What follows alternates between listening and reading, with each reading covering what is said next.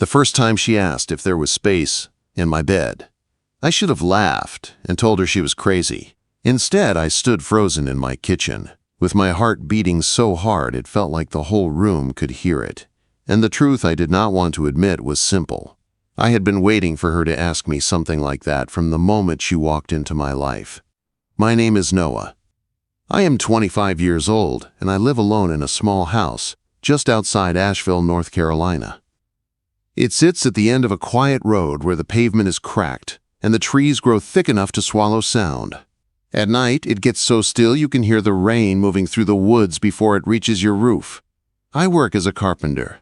Nothing fancy. I fix porches, build frames, repair stairs, and try to give old houses another chance to stand strong. It is honest work. It keeps my hands busy and my mind quiet. Most days, that is all I need. The house I live in used to belong to my grandfather. He left it to me, along with his tools and an old iron bed that still sits in the spare room. The place is worn down, the paint is fading, the porch creaks if you step too fast, but it is mine. And after the kind of childhood I had, that means more than anything perfect ever could. My parents never stayed in one place long enough to make anything feel real. My mom was always chasing something better. My dad was always promising he would call and never did. So I learned early that quiet was safer than people. Quiet does not lie to you. That is why my life stayed simple. I wake up before sunrise, drink coffee from the same blue mug, go to work, and come home tired enough that I do not have to think too much. Most nights, I eat whatever is easy and spend time in the shed fixing old furniture. Broken wood makes sense to me. It tells you where it hurts. You fix it, and it holds again. People are not like that. The night she came into my life, the storm started early. The wind hit the windows before the sun even set, and by 10, the rain was loud enough to drown out the radio. I was sitting at the kitchen table fixing a chair leg when I heard a knock. At first, I thought it was just the wind. Nobody comes out this far that late. But then it came again. Soft, careful, like someone who was not sure they should be there. I walked to the door slowly and opened it. She stood there under the weak porch light, soaked from head to toe. Her hair clung to her face. Her sweater was thin and useless against the cold. She looked about my age, maybe a little younger. One hand held a small leather bag, the other wrapped around her arm like she was holding herself together. But it was her eyes that caught me. Blue, steady, and tired in a way that made something in my chest tighten. "Sorry," she said, her voice shaking from the cold. "My car broke down. I walked until I saw your light. Can I use your phone?" Every instinct I had told me to be careful. I lived alone. I did not open my door to strangers. But she did not look dangerous. She looked like she had nowhere else to go. "Yeah," I said, stepping back. "Come in before you freeze." She nodded and stepped inside. Cold air came with her. Water dripped onto the wooden floor. She looked around quickly. Not curious, just alert, like she needed to understand the space before she could relax. I handed her a towel and gave her my phone. She tried calling someone, but no one answered. I could see the tension in her shoulders grow with every attempt. "No one picked up," she said quietly. I did not ask too many questions. Instead, I put water on to boil and made tea. It felt easier to do something than stand there watching her struggle. "You can warm up here," I told her. "We will figure it out after." Something shifted in her face then, not fully relief, but close. "I'm Ava," she said. "Noah," I replied. That was how it started, not with anything dramatic, just a storm, a stranger, and a feeling I could not explain yet. I made her something simple to eat. Eggs, toast, leftover stew. She ate like she had not realized how hungry she was. Slowly, the color returned to her face. Her hair dried in soft waves. And the more she settled, the more I noticed something about her. She did not belong to a life like mine. You could see it in the way she moved, the way she spoke.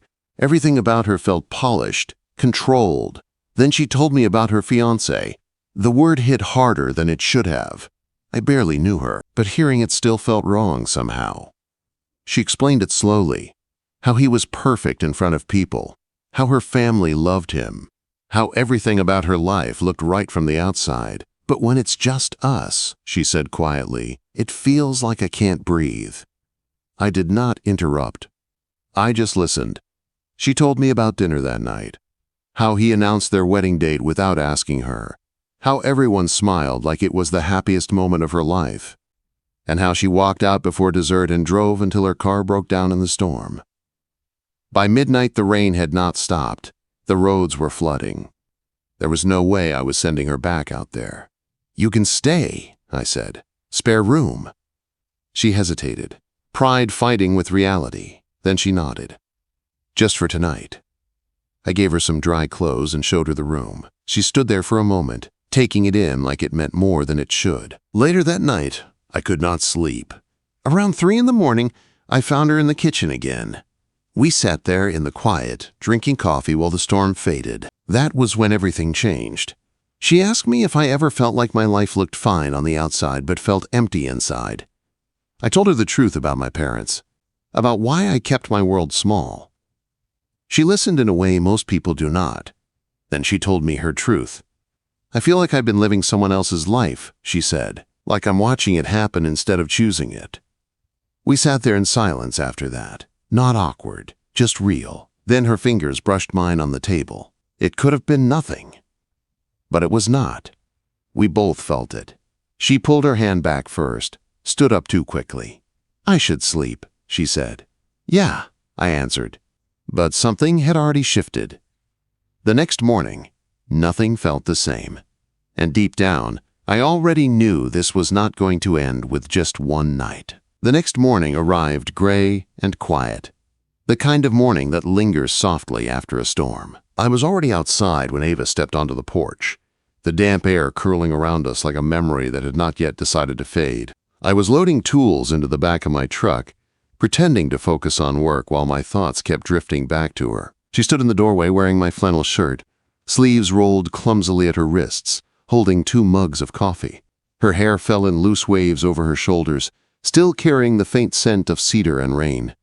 For a moment, I forgot what I had been doing. "You always start work this early?" she asked, handing me a mug. "Only when a stranger with a fancy car ends up in my spare room," I said, taking it from her. She smiled, and the whole yard seemed warmer. We drove down the narrow road until we found her silver Audi angled near a ditch. The storm had done its damage. One tire was shredded, and the battery had given up sometime during the night. Ava stood nearby, hugging my flannel around herself while I crouched beside the wheel. "Bad news," I said after a minute. "Tires ruined and the batteries drained. Good news is I can fix both." "You can?" she asked. "I build things for a living," I said with a small shrug. "I like being useful." She watched me with that same quiet focus she had the night before, like she was seeing something she had not expected to find. It took me about an hour to change the tire and jump the battery. By the time I closed the hood, my hands were dirty, and Ava was standing closer than before, no longer hesitant. "So this is it," she said softly. "Looks that way." She glanced at her car, then back at me. Her eyes lingered as though she wanted to say something but was not sure how. The air between us felt fragile and charged all at once. "I don't want to go back yet," she admitted. The words caught me off guard. For a moment, I forgot to breathe. "Then don't," I said before I could stop myself. Her brows lifted slightly. "What?" "There's a diner about 15 minutes from here," I explained. "Best pancakes in the county if you don't mind sticky tables. We could get breakfast before you head back to your life." Quote. Ava studied me for a long second, then nodded slowly. "Okay, breakfast sounds good." She followed me back to my truck instead of getting into her own car. I told myself not to read too much into that, but when she climbed into the passenger seat and shut the door, bringing with her the soft scent of coffee and soap, something inside me shifted. Breakfast at the diner should have been simple. Just coffee, pancakes, and a little more time before she returned to the life waiting for her. But the moment we walked in together, it felt like we had stepped into a version of morning neither of us had expected. The bell over the door jingled as we entered. The place smelled of syrup and bacon, warm and comforting. Red vinyl booths lined the windows, and sunlight filtered through the glass in pale ribbons. A waitress with silver hair greeted me with a smile and set 2 menus on a table near the back. "You come here a lot?" Ava asked as she sat across from me, tucking her hair behind one ear. "Enough that they know my coffee order," I said. She smiled. "Plain pancakes? That tells me everything I need to know about you." I raised an eyebrow. "Oh yeah? Like what?" "That you're either very simple or very stubborn." "Probably both," I admitted, earning a soft laugh from her. When the food arrived, she hesitated only a second before taking a bite. Her eyes closed briefly, and she laughed under her breath. "You didn't warn me they were this good." "Told you," I said, watching her longer than I should have. There was an ease between us that morning, something unexpected and dangerous in its comfort. We talked about small things at first. I told her about my grandfather teaching me carpentry. She told me about her studies and her love of sketching. For a while, it felt like the world beyond that diner did not exist.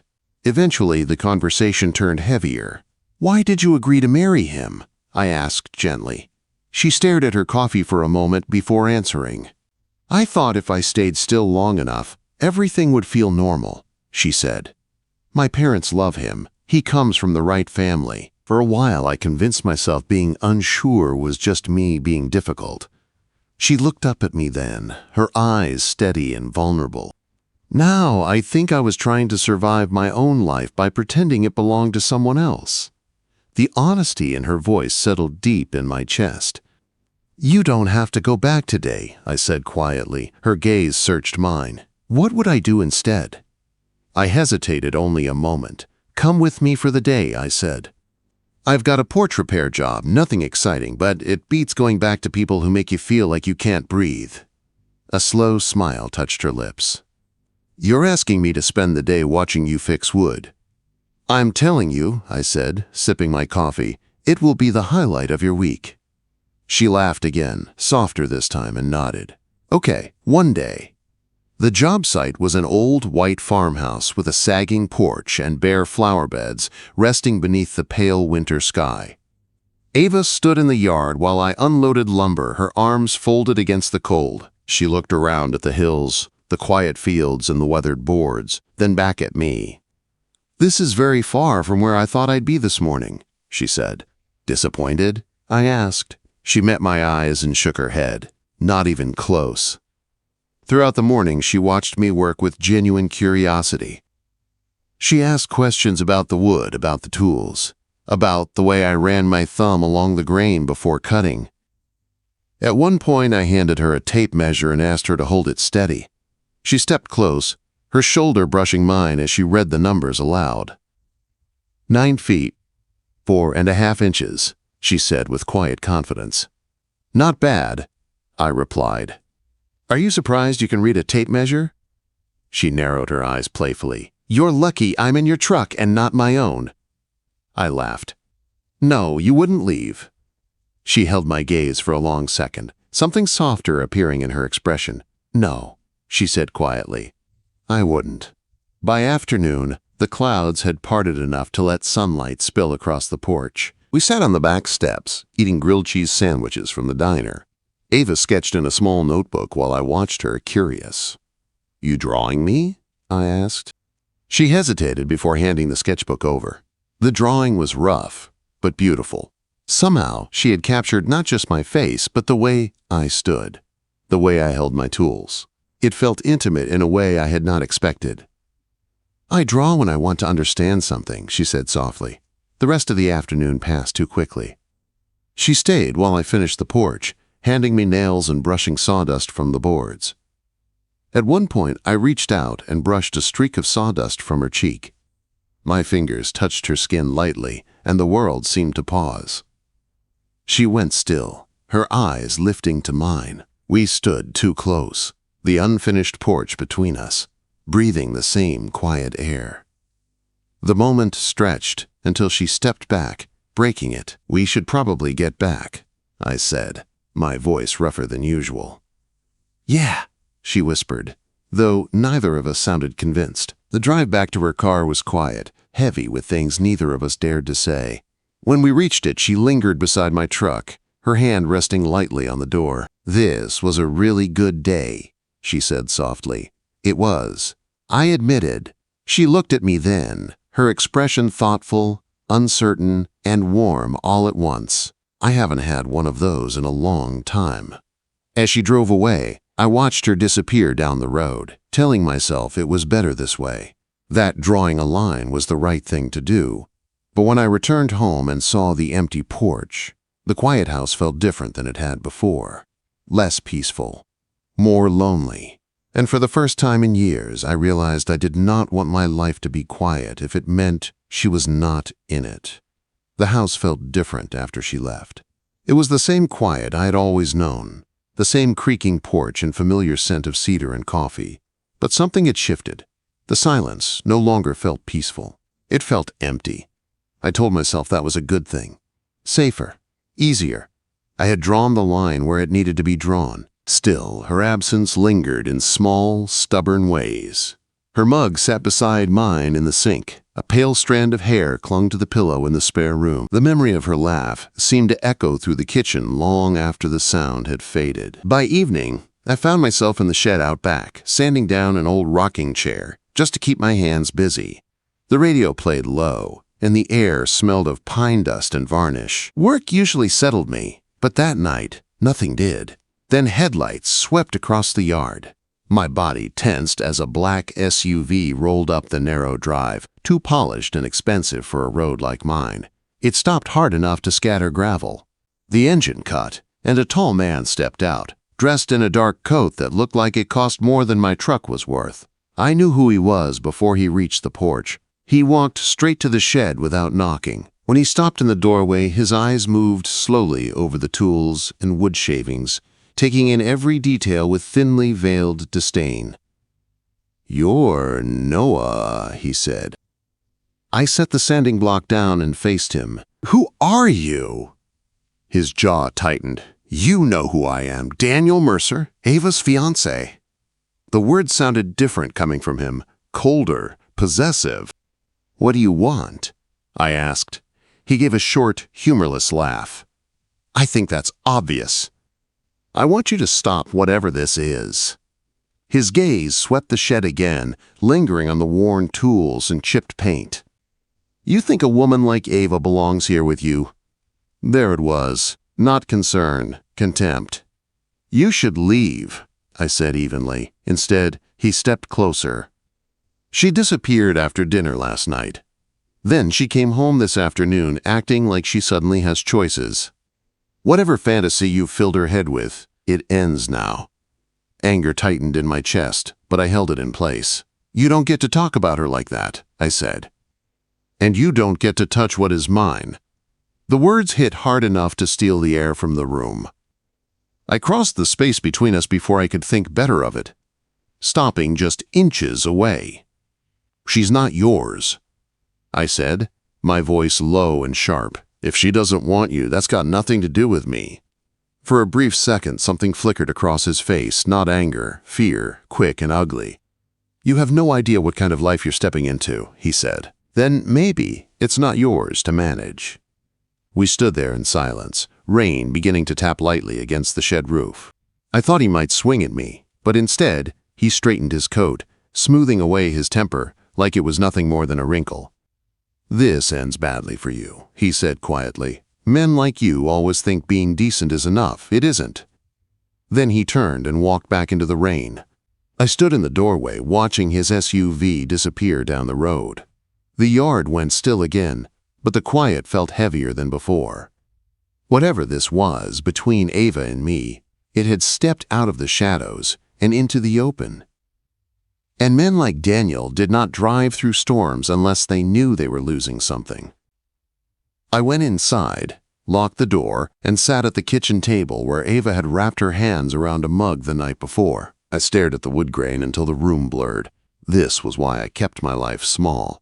No drama, no promises, no chances to want something hard enough for it to hurt. Still, I could not stop thinking about her, her laugh, her sketchbook, the way she had looked at me with his ring in her hand.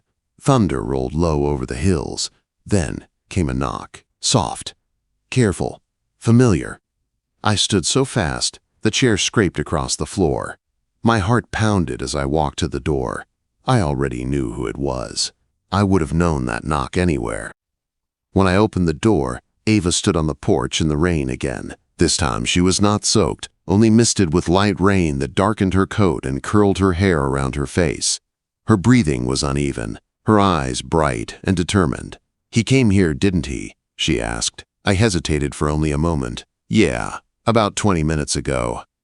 Her jaw tightened. I told him not to.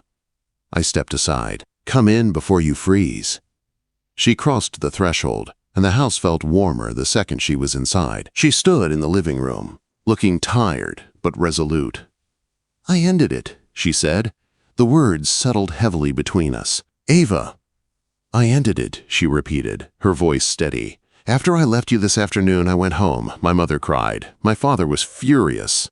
Daniel stayed calm, like he always does when he wants everyone else to look unstable. He kept saying I was confused, that I needed rest."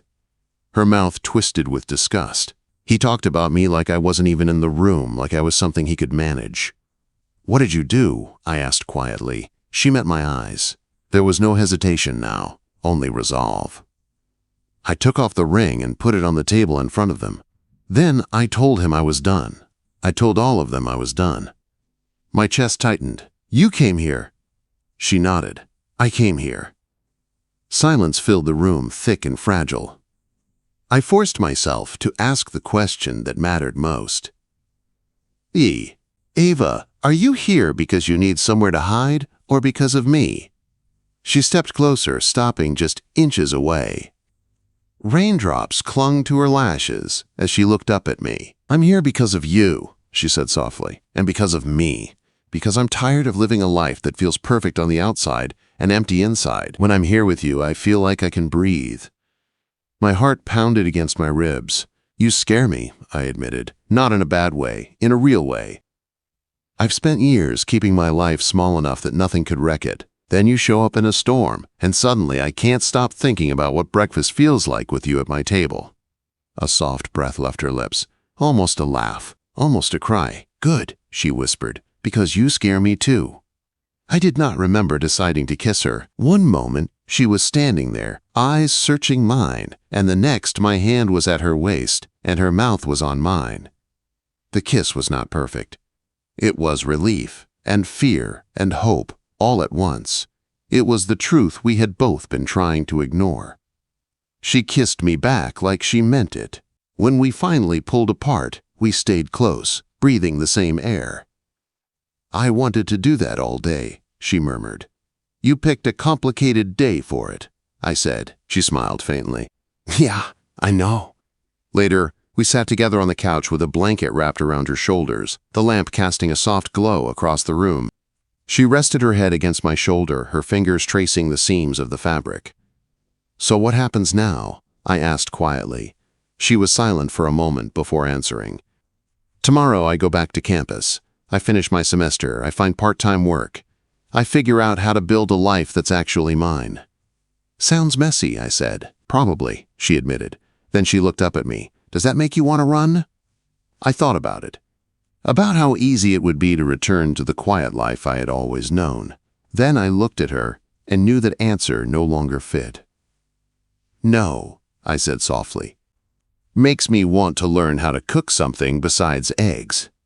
She laughed, and the sound settled deep in my chest like something warm and certain. For years, I had believed peace meant being alone. Then a woman with rain in her hair knocked on my door, and everything changed. That night, the house felt warmer than it ever had before. Ava sat beside me on the couch, tucked under one of my old blankets, her head resting against my shoulder as though it belonged there. The lamp cast a soft, golden light across the room, and outside, the rain whispered gently against the windows. For the first time in years, the quiet did not feel empty. It felt shared.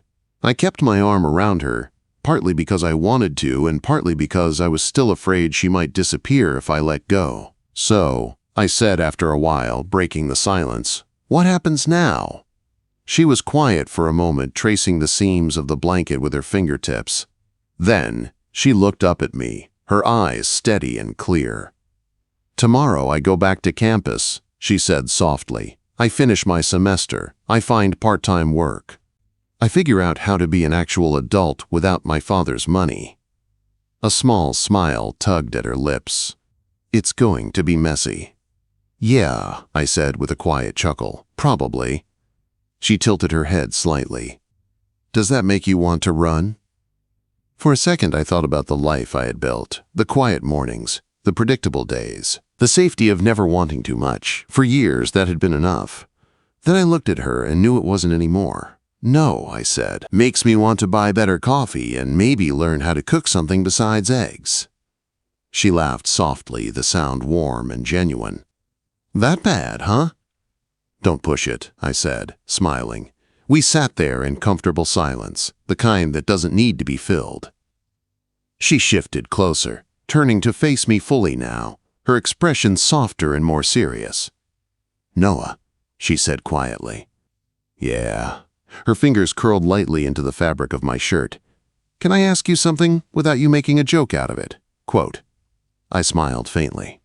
Depends on the question.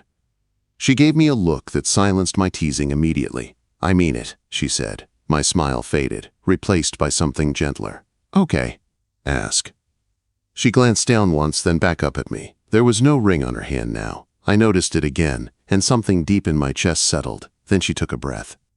Is there space in your bed?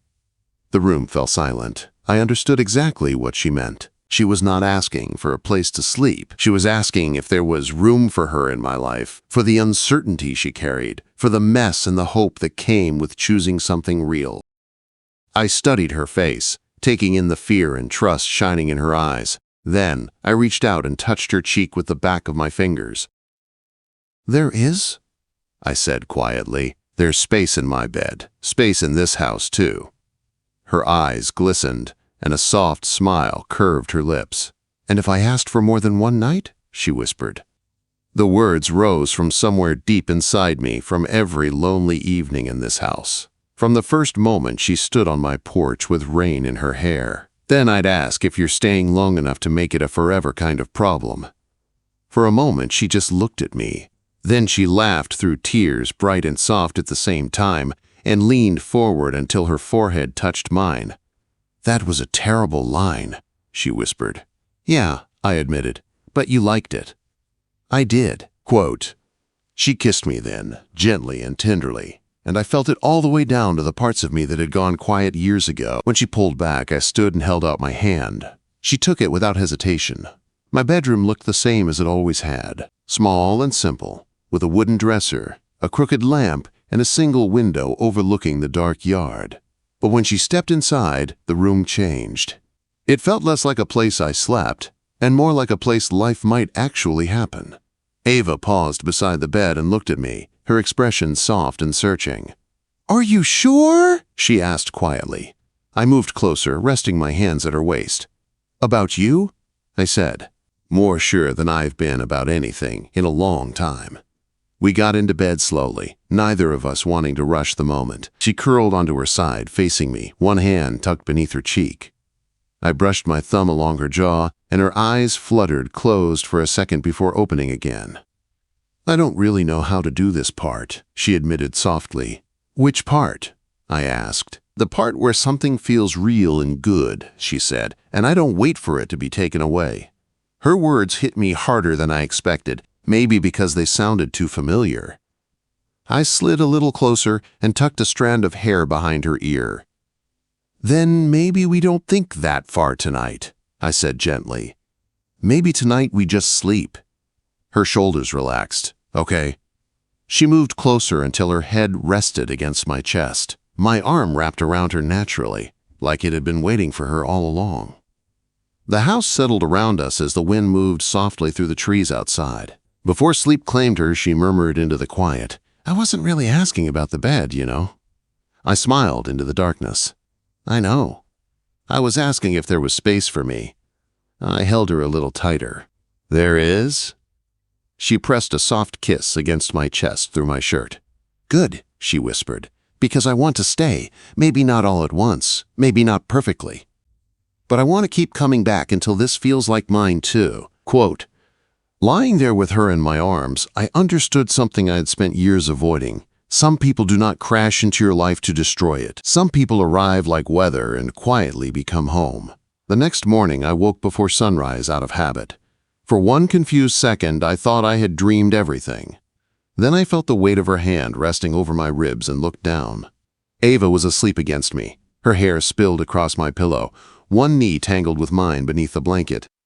The room smelled faintly of cedar and coffee, and outside, the sky was turning pale with the promise of daylight.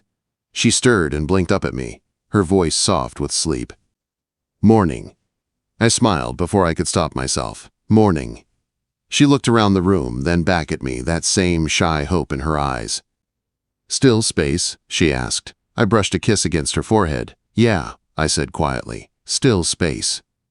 She smiled then, slow and warm, and tucked herself closer.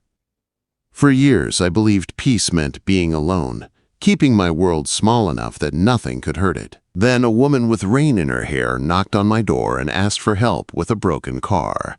A day later, she asked for honesty. A night after that, she asked if there was space in my bed. And what she was really asking was whether there was room for her in the life I had built so carefully around my own loneliness. There was. Not because I had planned for her. Not because she fit neatly into anything. But because sometimes the right person does not arrive when your life is perfect and ready.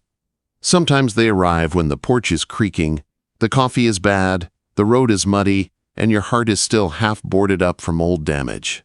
And somehow, they look at all of it and stay anyway. If she wanted forever, I knew by then I would not be the one pulling away. I would be the one making room.